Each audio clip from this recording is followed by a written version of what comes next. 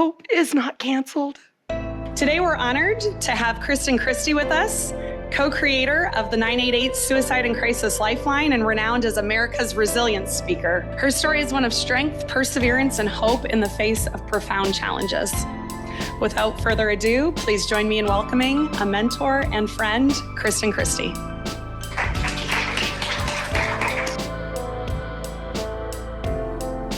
Life is a tough teacher. We get the test first and then we learn the lesson.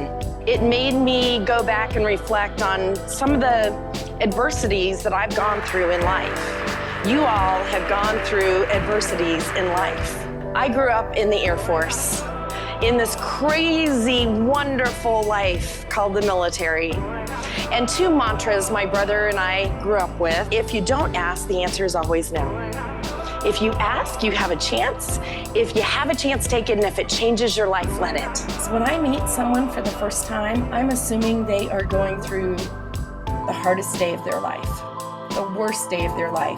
If you think about that, you approach someone a little bit differently, don't you? The last week in October 1983, 9 days before my 16th birthday, I experienced a massive stroke.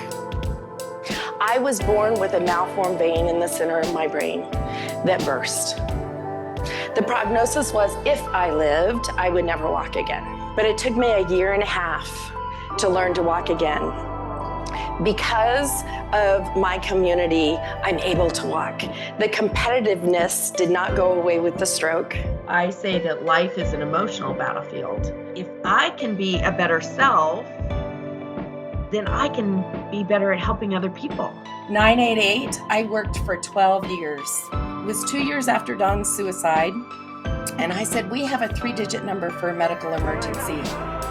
Why don't we have a 3-digit lifeline number? So 12 years of advocating with different administrations in the White House, on the Hill, in the Senate, and Congress, with local people, just really talking about a 3-digit lifeline. And it took 12 years, but it was signed in 2020. It went active in 2022.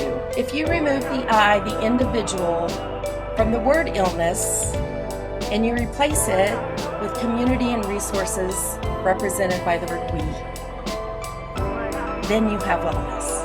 And if you feel comfortable reaching out to me just to ask a private question, I'm available for you. I would love to be your emotional support human. You may fail again, but don't fail by yourself. Have that community alongside of you. It can be lonely. We aren't made to do life alone.